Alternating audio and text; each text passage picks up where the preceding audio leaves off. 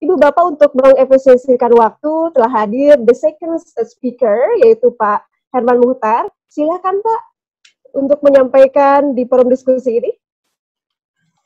Enggak. Halo Pak Herman, can you hear? Ya, siap. Okay, are you ready Pak? Ready. Okay, please Pak. The time's yours. Silakan Pak. Ibu Profesor Dr. Nok Mariani yang saya hormati, Ketua Stipar Bandung ya. Jadi host kita pertemuan kita, meeting kita pada hari ini. Kemudian juga sahabat saya Pak Budi, Ketua Asita dan juga Wakil Ketua GIPI Jabar. Juga beliau ini Wakil Ketua Asita Pusat ya, yang saya hormati. Kemudian moderator Pak Bu Titing ya, ketika kemudian para hadirin yang hadir pada hari ini yang saya hormati. Jadi tadi Ibu Nok Mariati sudah menyampaikan dengan sangat terstruktur sekali dan sistematis juga ya. Apa yang disampaikan tadi sekiranya banyak manfaat buat kita semua. Cuma saya ingin mengarah lebih menukik kepada judul daripada yang diminta pada hari ini. Kita diminta adalah pariwisata kini dan nanti, kan sangat ini sekali, simpel sekali ya. Bagaimana pariwisata kita kini dan bagaimana nanti. Ya, kalau kita bicara pariwisata kini, ini sudah jelas ya. Kita mengadakan ini sekarang tiap hari, satu hari saya hari ini 3 kali diskusi Zoom ya. Jam 9, jam 1 nanti dan jam 4. Jadi kita bicara ini semuanya itu kena dampak kepada wabah virus COVID-19 ya. Dampak kepada wabah ini berdampak kepada 2 masalah yang sangat besar ya. Itu adalah dampak kesehatannya, juga dampak ekonominya yang sangat dahsyat ya. Dampak ekonominya ini tentu terutama di bidang pariwisata. Makanya judulnya oleh Bu Nol dibikinkan pariwisata kini dan nanti. Kalau kita bicara pariwisata kini, ini sudah jelas, semuanya sudah tahu semua. Itu sudah terkapar. Ya. Pariwisata itu sudah terkapar. Tapi kita kan belum tahu nih, ya. Belum tahu kapan ini akan bangun kembali. Kita tidak bisa menentukan bangun kembali itu kapan, karena kita tidak tahu COVID ini kapan akan berlalu dan berakhir, ya. Itu. Tapi kalau kita melihat grafiknya atau kurvanya yang ditayangkan pada hari ini di TV juga, ternyata di Singapura dan Malaysia itu sudah mulai menurun, ya. Kemudian di Thailand itu sudah kembali normal. Tapi di Indonesia ini masih sampai ke atas terus. Kita nggak tahu kapan mencapai puncaknya, kita belum tahu. Jadi sekarang ini belum sampai puncaknya. Ya. Jadi dengan kondisi seperti itu sangat sulit bagi kita semua, terutama pengusaha, untuk mengatur bagaimana ini kapan kita bisa melakukan recovery ke depan. Itu masalah. Ya. Kemudian menghadapi musibah ini yang belum pernah terjadi di dunia, ya, dan tidak kita temukan di buku apapun juga di kesehatan bahwa ada masalah COVID-19 ini, corona ini, ya, itu. Jadi itulah masalah yang kita hadapi. Kalau dampaknya dari segi contoh aja di bidang hotel dan restoran, itu di Jawa Barat itu paling besar. Kalau di daerah lain di provinsi itu hotel yang tutup tuh tidak lebih pada 180. Tapi di Jawa Barat ini sudah mencapai 528 hotel dengan 240 restoran yang tercatat oleh kita. Ada yang belum tercatat masih banyak. Dengan jumlah karyawan yang dirumahkan itu adalah 15.050 orang. Ya. 15.050 orang ini itu ada catatan nama, alamat, nomor KTP dan nomor HP, nomor rekening banknya sekalian. Ya, tidak kita asal ngarang. Kalau orang lain suka ngomong deh, oh kami lebih kurang sekian, kita enggak ada. Di PHRI itu lengkap, ya, catat itu. Nah, kemudian data itu ke depan tuh kayak apa gitu. Nah, itu yang penting. Di samping data yang kita dapatkan di atas. Kalau saya secara pribadi itu ingin tidak akan bicara secara nasional, tapi saya ingin bicara Jawa Barat khususnya, ya. Jadi yang perlu kita pikirkan bersama itu adalah pariwisata Jawa Barat. Kenapa? Kemarin di DPRD Jabar saya diundang, mereka minta pandangan tentang masalah yang kita hadapi sekarang. Itu dengan tegas saya katakan bahwa kita perlu menjadi catatan kita bahwa pariwisata itu sudah dicanangkan oleh gubernur mulai dari saat kampanye gubernur sampai menjadi gubernur, bahwa pariwisata itu menjadi lokomotif ekonomi Jawa Barat. Ya, Jawa Barat ini menjadi provinsi pariwisata. Jawa Barat ini juara lahir dan batin, itu nggak gampang. Nah, sedangkan sekarang ini kita tahu persis bahwa yang paling terpuruk itu adalah pariwisata. Jadi ini jangan terlambat untuk kita bahas, jangan terlambat untuk kita bicarakan. Ya, jangan ini ada tidak dibicarakan. Makanya kemarin juga saya protes, kalau kita bicara tim gugus tugas itu hanya membicarakan dampak tentang kesehatan saja, tapi tidak ada mempersiapkan bagaimana recovery ke depan. Nah, jadi ada beberapa hal yang saya sampaikan. Antara lain kita harus kembali dari bangun setelah terkapar lebih terkapar, yang terkapar ya. Lebih cepat lebih baik. Kalau lebih lama akan semakin parah ya. Pengusaha memperhitungkan kalau seandainya bulan Juni ini kita belum bisa pulih, itu kalau bulan Juli, Agustus, September itu sudah terkaparnya sangat sulit bisa bangun ya. Itu kondisi yang dirasakan oleh pengusaha. Jadi semakin sangat parah. Kemudian kita harus yakin dan percaya diri bahwa kita bisa kembali dengan harapan adanya program pencerahan untuk membangun kepercayaan diri untuk bangkit kembali. Ya, nah kita bisa bayangkan begitu banyak perusahaan yang usahanya harus ditutup merumahkan karyawannya.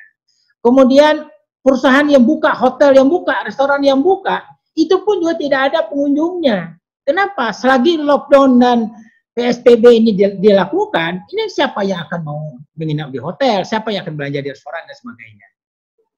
Ya, jadi ini perlu kita bangkitkan. Kemudian karyawan yang dirumahkan itu kehidupannya itu hanya bisa cukup 1 bulan, gaji 1 bulan cukup 1 bulan. Kalau dia dirumahkan pada bulan Maret, ya tanggal 1 April, jadi saya sudah katakan kepada pihak keamanan, tolong siap-siap bahwa dana yang dipunyai mereka itu hanya cukup untuk bulan April. Bulan Mei ini mereka sudah mulai tidak bisa makan, ya, tidak bisa makan. Dan mereka kadang-kadang tidak punya kemampuan untuk mencari di luar daripada kemampuan dia bekerja sebagai di hotel, di restoran, dan di travel dan sebagainya. Itu. Nah, kemudian saya kira untuk ke depan mungkin juga ini pada hari ini saya kira ini hadir para pakar, akademisi, kemudian juga kawan-kawan yang kita himbau hadir dari praktisi. Yang penting bagi saya pada hari ini, marilah kita berdiskusi. Ya, kalau kita punya masukan sampaikan. Saya dengan Pak Budi ini orang organisasi, kita bisa memasukkan ke dalam program kita.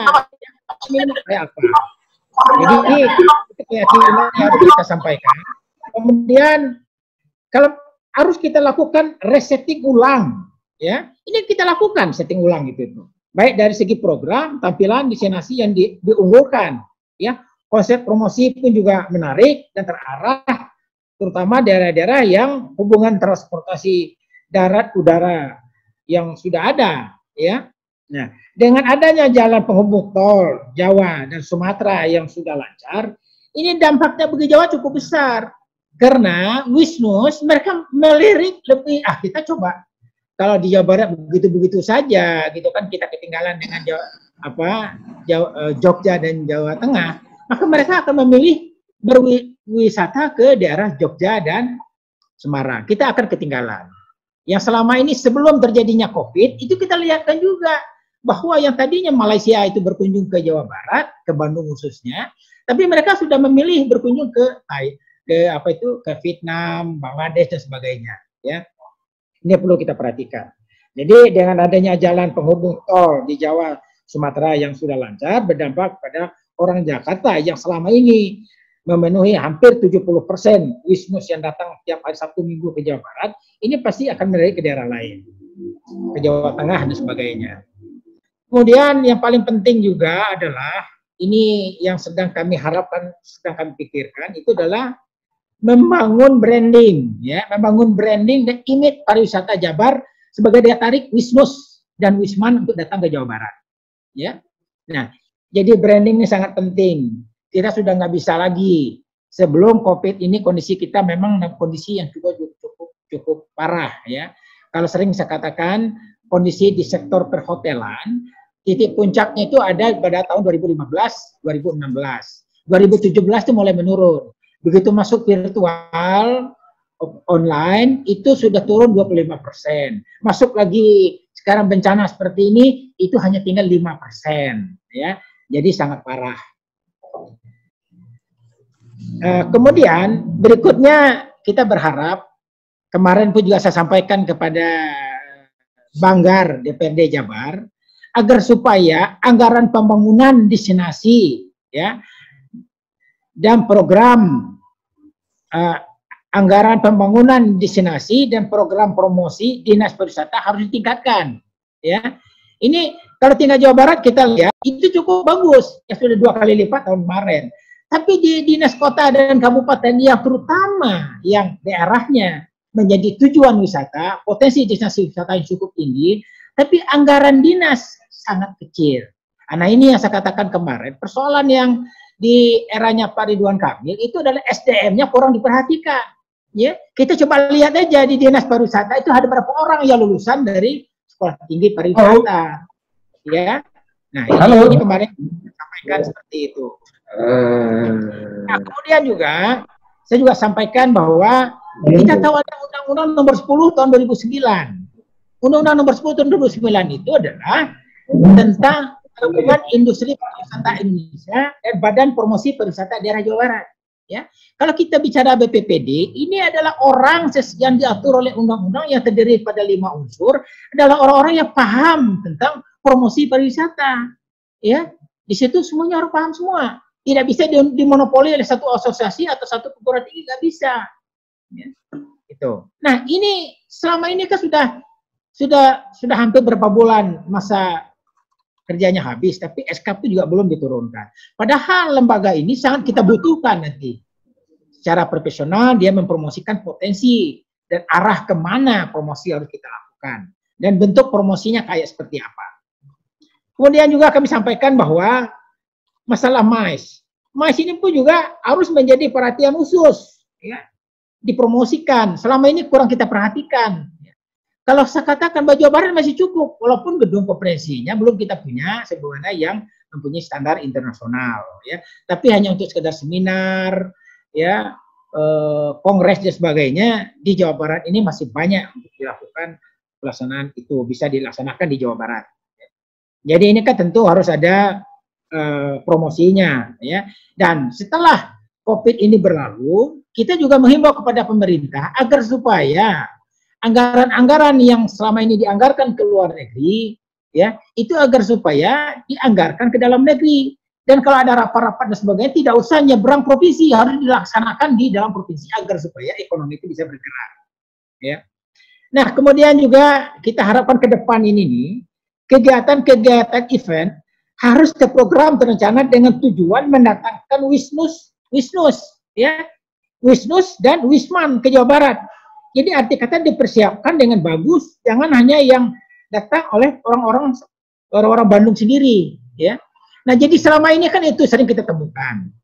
Pada saat meeting dengan Menteri Pariwisata kemarin dengan Pak Wisnu Tama yang disarankan oleh pengurus BPP PHRI, dengan tegas saya katakan juga, ya selama ini mau saya ngomong, kita terlalu banyak seremonial, ya. Kegiatan itu bagus, temanya bagus, pembicaranya bagus, tapi pelaksanaannya nggak keruan, asal ada saja, tapi honornya pun juga bagus, peserta sampai honor, tapi hasilnya nggak ada.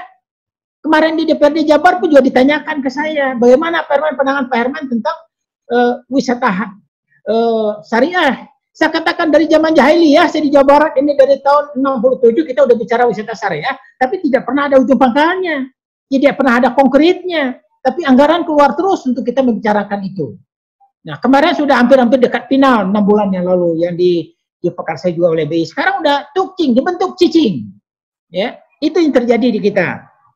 Nah, jadi makanya kegiatan event ini kita harapkan agar supaya kegiatan MICE ini agar supaya bisa diinstruksikan supaya diadakan di Jawa Barat dan kita mempromosikan karena pengaruh MAS itu lebih tinggi daripada leisure yang datang ke Wisman yang leisure ya. Nah, kemudian berikutnya adalah tadi masalah event ya. Kemudian untuk kembalinya para pekerja dan ratusan ribu dirumahkan ya, maka perusahaan harus sudah siap untuk jalan kembali dengan dukungan modal recovery ya, dengan program dan strategi yang mungkin akan berubah ya. Ini yang saya katakan di atas tadi, ini akan kita perjuangkan. Kalau seandainya COVID ini tidak berlalu pada bulan Juni, itu pengusaha sudah pasti akan lebih terkapar gitu ya. Karena lebih terkapar, sedangkan persoalan relaksasi dengan perbankan itu masih ada bank yang berjalan mulus, masih ada bank yang tidak berjalan mulus. Kalau itu saja sudah tidak mulus, bagaimana kita memperjuangkan kepada perbankan untuk mendapatkan dana recovery bagi perusahaan. Nah, kalau perusahaan itu nggak bisa jalan, berarti bahwa para pekerja yang dirumahkan itu sudah meningkat menjadi menciptakan kemiskinan baru. Itu udah pasti. Kalau sudah terjadi kemiskinan baru, itu keamanan akan menjadi lebih resah, masyarakat akan lebih resah, keamanannya akan lebih terganggu, ya. Jadi ini sudah kita perjuangkan juga. Kemudian beroperasinya perusahaan harus memperhatikan protokol dari COVID-19 sebagai pelajaran buruk yang pernah kita alami. Jadi ini ada juga baiknya dengan kita mendapatkan hal seperti ini, pihak hotel, restoran, dan kita semua bisa lebih memperhatikan hal dari segi protokol-protokol kesehatan yang seperti itu.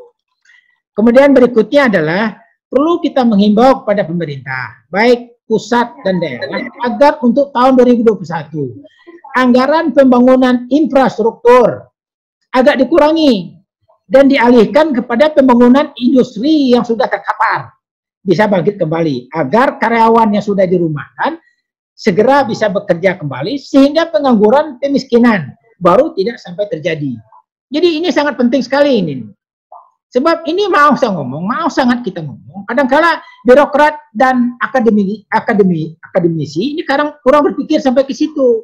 Pada kuncinya ada di sini semua. Ya, kalau kunci ini tidak kita buka, apa yang kita harapkan pariwisata ini bisa berjalan kembali. Ya.